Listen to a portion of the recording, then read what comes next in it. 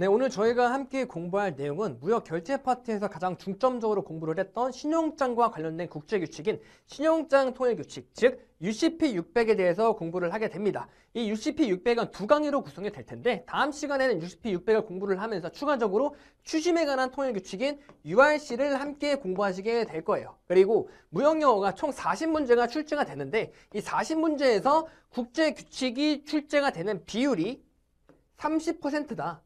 즉 다시 말하자면은 CISG, 인코텀즈, 이 UCP 600, URC를 다 포함해서 총 12문제밖에 출제가 되지 않는다라는 거예요. 그렇기 때문에 기존에도 말씀을 드렸지만 UCP 600과 URC를 포함해서 모든 조항을 다 공부하기보다는 기출이 반복적으로 되는 그 조항만, 핵심적인 조항만 공부를 한다라고 보시면 될 것 같고, 추가적으로 UCP 600과 URC에서 추가적으로 그 공부를 하지 않았던 조항에서 출제가 되더라고 하더라도 무역 결제 이론 파트에서 너무나 자세히 공부를 했기 때문에 그 핵심적인 이론과 핵심 키워드만 암기가 되신다면 보완이 가능하다라는 말씀을 드리면서 한번 본격적으로 UCP 600의 1조부터 한번 들어가 보도록 하겠습니다.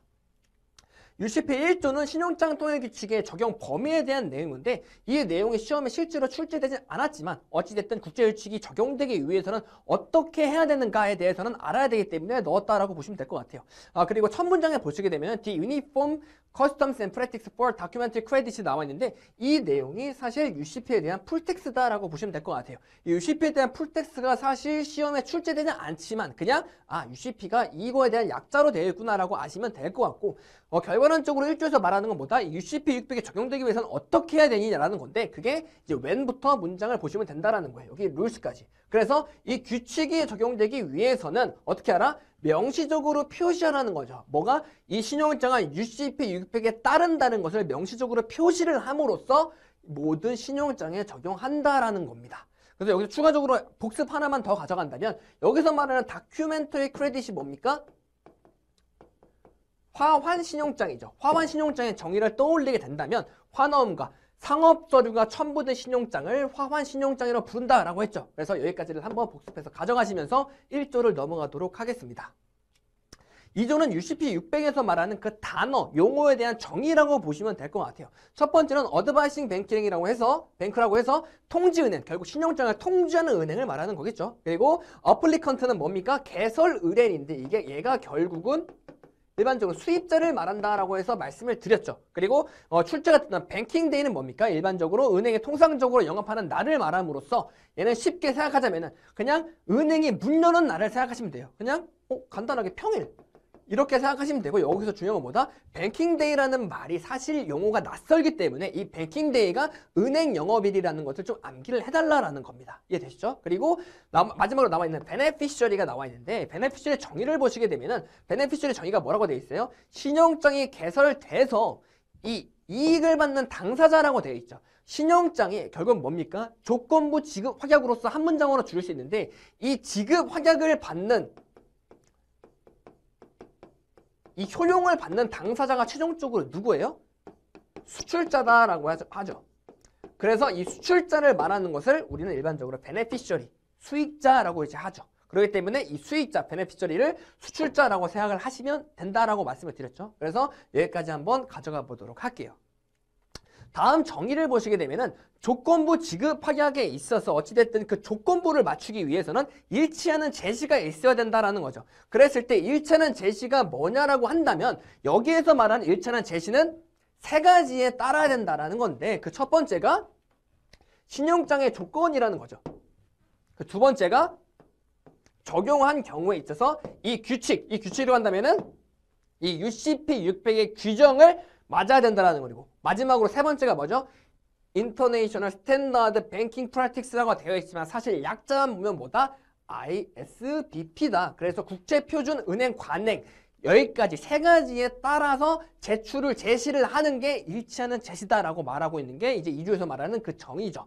그리고 그 밑에 있는 정의 확인과 확인은행에 대해서 아시기 전에 복습을 하나만 더 하자면은 신용장의 조건부 지급 확약이라고 했는데 결국 이 수익자에게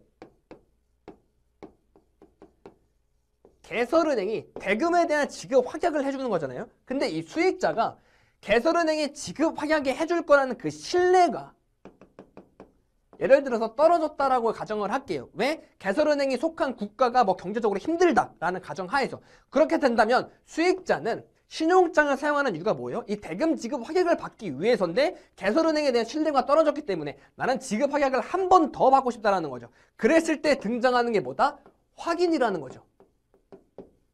기억나시죠? 그래서 확인은행이 등장하는 거기 때문에 이 확인은행을 정의를 보시게 되면은 확인은행은 은행인데 무슨 은행이다? 확인을 추구하는 은행이다라는 거죠. 근데 이 확인은행은 이슈잉 뱅크 개설은행의 수권 또는 요청으로 이루어진다라는 거죠. 이해되시죠? 그래서 이 확인은행이 하는 게 뭐다? 그 위에 있는 확인이라는 거죠. 그래서 확인은행의 확인은 확인은행이 하는 그 확약인데 이 확약은 뭐다? 결과론적으로 말하는 이 대금 지급 확약을 말한다라는 거예요. 그래서 이 문구를 암기해 주시면 되는데 여기서 중요한 게 뭐다? 이 지급 이행과 매입을 같이 사용된다는 점을 좀 암기를 해주시고 이게 왜 두 가지가 같이 들어가는지는 한번 확인은행에 대한 조항을 공부를 하실 때 자세히 말씀을 드리도록 할게요. 그래서 여기까지를 좀 형광펜을 칠함으로써 암기를 해주시면 좋을 것 같아요.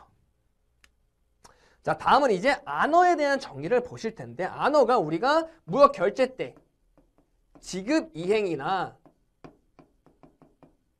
여기서 이제 결제라고도 부르죠. 이 결제라고 해석이 됩니다. 결국 조건부 지급 확약이라는 게 이 지급 이행과 결제에 대한 보장을 받는다라는 거죠. 여기서 말하는 그 안어에 대한 정의가 뭐냐라고 한다면 이 A가 말하는 게 뭐예요? 일람 지급. 즉 제시가 됐을 때 바로 지급을 해준다는 것이고 그리고 deferred payment, 연지급이라는 거죠. 그리고 세 번째가 인수라는 거죠. 그래서 여기 그냥 신용장만 붙이면 일람지급 신용장, 연지급 신용장, 인수신용장이 되죠. 그래서 여기서 말하는 안어, 신용장 UCP 600에서 말하는 안어, 결제에 대해가 뭐냐라고 한다면은 이 세 가지를 말한다라는 거죠. 그래서 얘를 또 다르게 말하는 게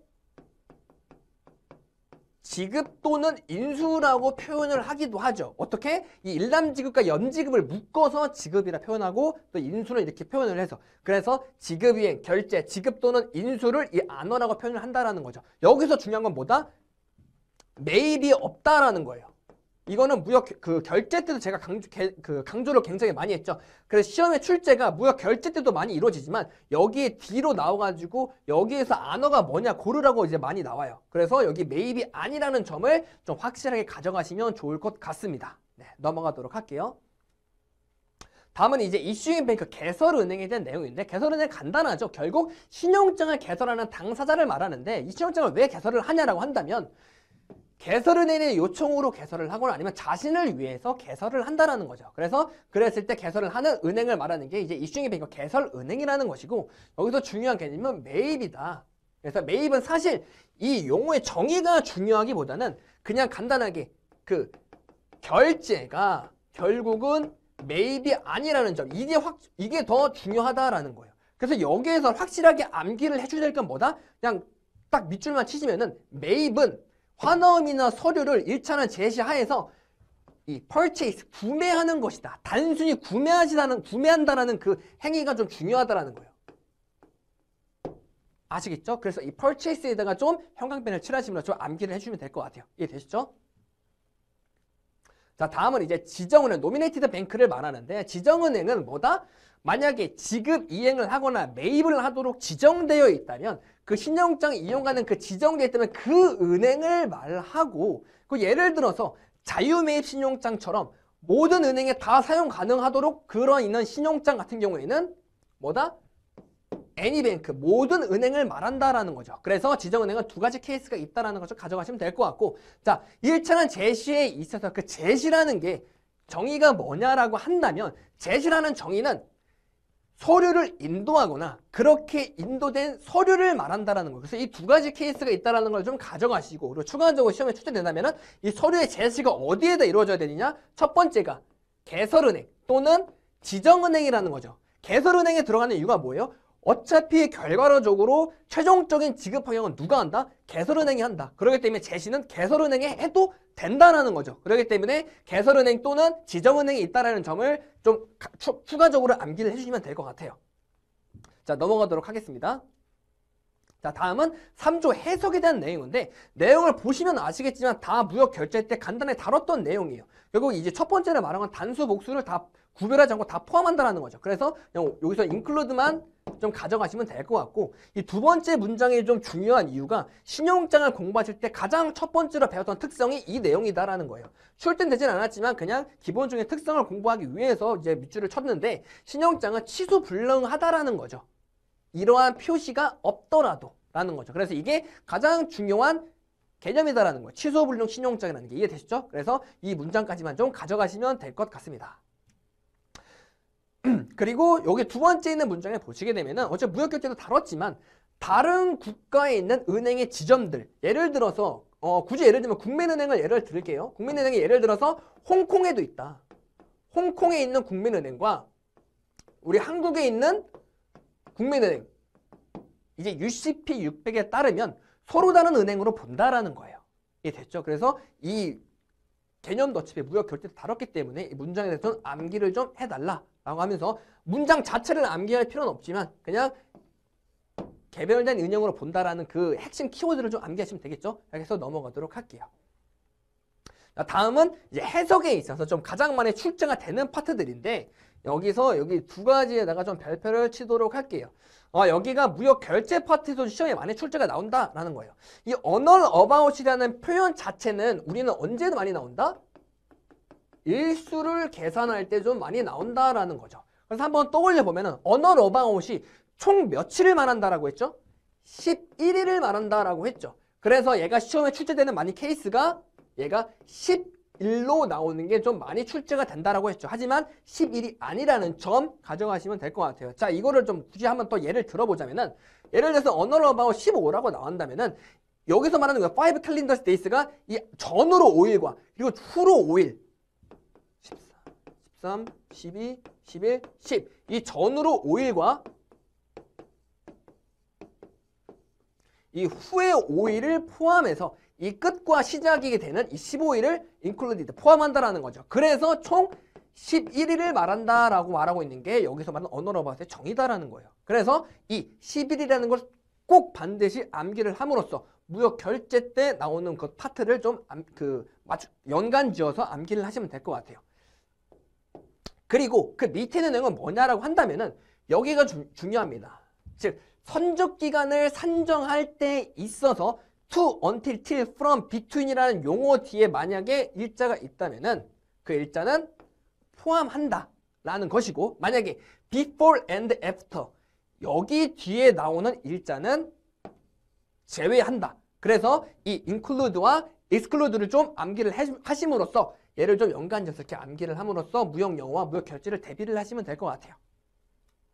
그리고 여기는 환어음 때도 한번 제가 강조를 했던 내용이다. 즉 만기를 계산할 때 있어서 from과 after에 나오는 일자는 어떻게 된다? 제외된다라고 말씀을 드렸죠. 그래서 여기서도 이 제외되는 그 문구를 좀 같이 암기를 하시면 대비가 될 것 같습니다.